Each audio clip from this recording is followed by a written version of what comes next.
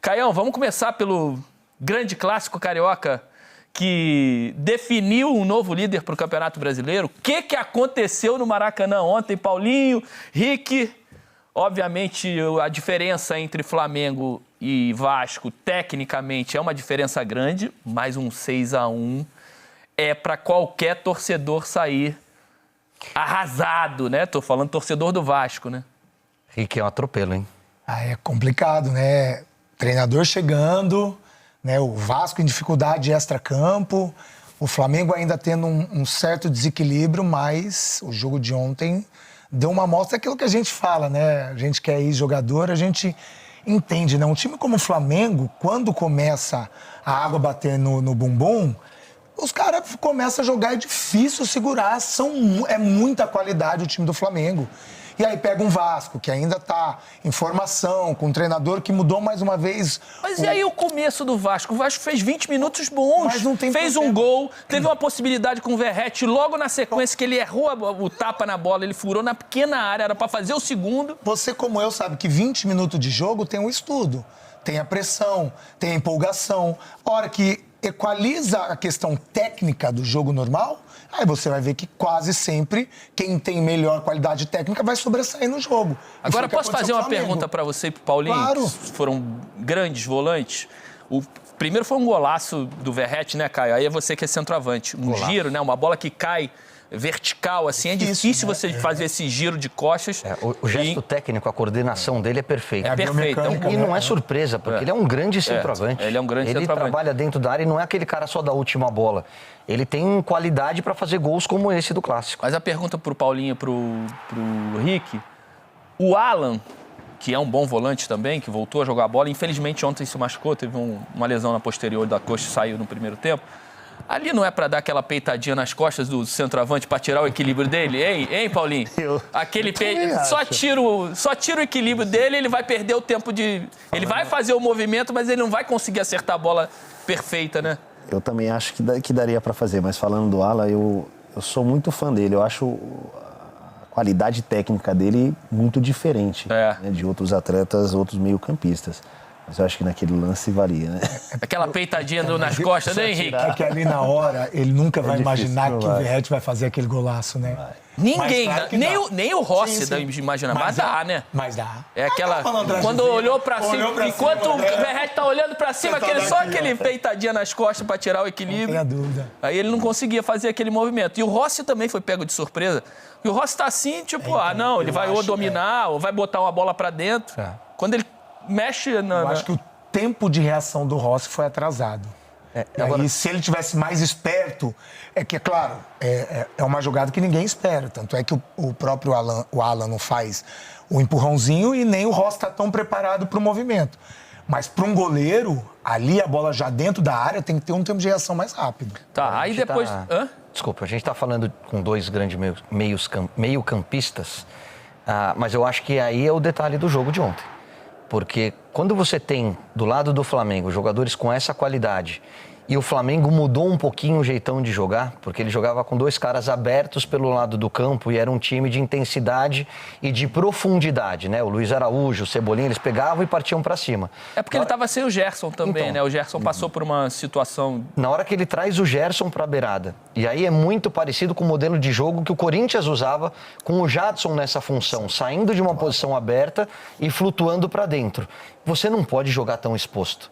Você não pode deixar De La Cruz, Arrascaeta e Gerson, tendo Pedro para fazer esse pivô, e é um centroavante também que trabalha nessa construção de jogadas, com a liberdade que eles tiveram. Por quê? Porque são caras que se aproximam. Esse time do Flamengo hoje é um time de aproximação, de tabela, de infiltração. É um time que trabalha em espaço curto. Eu acho que o Vasco estava muito exposto, tinha que fechar, tinha que compactar, e principalmente ali na frente da área. Então, mas eu fiz o jogo ontem, primeiro o Vasco começou com uma linha de 5, ele nem começou com 3 zagueiros e os alas mais espetados, né? Ele começou com 2 laterais e 3 zagueiros. E uma linha de 4. E só o Verratti ali na frente isolado. Cara, quando o Flamengo encaixou a marcação, começou a roubar a bola no campo ofensivo, na intermediária ofensiva, o Flamengo começou a amassar, começou a sufocar, começou a tirar os espaços do Vasco, tanto que o primeiro gol sai numa pressão do Flamengo, que o Maicon estica a bola e não consegue ficar com ela dominada, e o e o Cebolinha faz de fora da área, e aí começa um atropelo. E aí tudo aquilo que o Vasco tinha feito de compactação, de encaixe de marcação, parece que eles se perderam num jogo de uma tal maneira que eles não conseguiam mais se conectar com a bola e sem a bola. E aí fica muito fácil para o Flamengo com essa qualidade toda técnica. A gente está vendo os gols, Roger, é tudo ali flutuando entre os volantes e os zagueiros. É justamente o espaço do campo onde o Arrascaeta se sente mais à vontade, onde o Gerson se sente mais à vontade, onde o Pedro deu assistência para o gol do Arrasca. Então ali você tem que ter uma marcação mais encaixada. Somado a isso tudo, tem a expulsão do João Vitor no final do primeiro tempo, né? Aos 46, 47. Uma entrada bem forte em cima do De La Cruz. E isso é legal de falar com o Paulinho, né, Paulinho? Porque hoje o futebol está tão equilibrado, tão estudado entre as equipes, que uma expulsão, isso aconteceu no Vasco e aconteceu com o Cruzeiro, que a gente vai falar mais pra frente também no jogo contra o São Paulo. Hoje você jogar com um jogador a menos se torna muito complicado. Normal, já é difícil, imagina com menos. Eu vou te falar, essa equipe do Flamengo, tive a oportunidade antes de sair do Corinthians, né, de enfrentá-la mais uma vez. Se você deixar De La Cruz, Arrascaeta, cara, você não vai encostar na bola. É muita qualidade junto. Então, assim, você diminui os espaços, que nem eu vi o lance agora do Arrascaeta, que ele vai conduzindo. Se você deixar, eles vão mandar no jogo. E nós, né, quando fomos jogar com o Corinthians, sofremos por conta disso. Você dá espaço para jogadores, é muita qualidade, né? Muito. O nível deles, você não consegue ganhar o jogo. Esse lance do Arrascaeta, ele vai carregando, mas quando ele recebe a bola, eu acho que é o Zé Gabriel que tinha acabado de entrar, ele vai para tentar dar o bote nele de costas, ele de letra, ele faz aqui assim, já gira, mas o Zé Gabriel fica falando com ninguém. Aí ele encontra, com um jogador a menos o Vasco, e já no primeiro drible ele tira o segundo, aí fica uma avenida, ele traz, aí quando ele veio o lateral, quando ele atrai a marcação do lateral, ele empurra no... O Paulo Henrique era o lateral. Quando ele traz a marcação do Paulo Henrique, ele empurra no Bruno Henrique para fazer um golaço. Né? Mas, Roger, não tirando o mérito do Flamengo, mas esse problema no meio-campo do Vasco é recorrente. Há tempos o Vasco tem dificuldade de ter volantes pegadores, jogadores que fazem essa participação, e principalmente quando joga com o Payet. Todo mundo sabe que o Payet não faz a recomposição. Então fica os dois volantes muito expostos, com dificuldade. E não são dois volantes pegadores, são dois volantes que têm qualidade de jogo, mas não são marcadores. Então por isso que o Vasco sofre. Às vezes eu entendo, até porque o Pacheco entrou com 3 zagueiros. Que ele sabe que ele ia ter dificuldade. Mas, por exemplo, ele entrou com 3 zagueiros e os 2 laterais. Mas eu achei que ele mexeu errado no intervalo. Ele já estava tomando 3 com a expulsão, aí ele só tira o Ryan, que é um moleque atacante, e botou o Rossi, que é outro atacante. Na minha opinião, ali ele já tinha que ter tirado o Payet, que estava totalmente fora do jogo, e o próprio Ryan. E bota 2 cachorro louco ali, né, Paulinho? Bota 2 caras para... Ó, tô começando agora, se eu tomar ali uma pancada e o cenário tá me mostrando que se eu não me segurar, eu vou tomar mais. Um clássico desse, né? Então seguro aqui e tento evitar ou diminuir o dano. Eu acho que ele não pensou dessa maneira, assim. E aí tem um adendo maior ainda, né? Porque se você pegar, agora falando em composição tática, se você jogar com 3 zagueiros, o Flamengo quase sempre é um atacante só. Então vai ficar 2 zagueiros sobrando. Porque o lateral estava segurando o Everton de um lado e o outro segurando o Gerson quando o Gerson saía, ou a ultrapassagem do Varela. Então, pensando na parte tática, ele já estava errado com 3 zagueiros. Porque sobrava mais gente ainda no meio campo. Porque sem a recomposição do Payet, com a dificuldade de entendimento do menino, que é novo, que é bom jogador, mas é novo, o Ryan, isso vai deixar muito mais exposto do que o normal. A gente está falando muito da parte tática, de falhas individuais, mas eu vou te falar o que mais me preocupa nesse time do Vasco. Quando o Vasco está num dia um tom abaixo, ele é atropelado.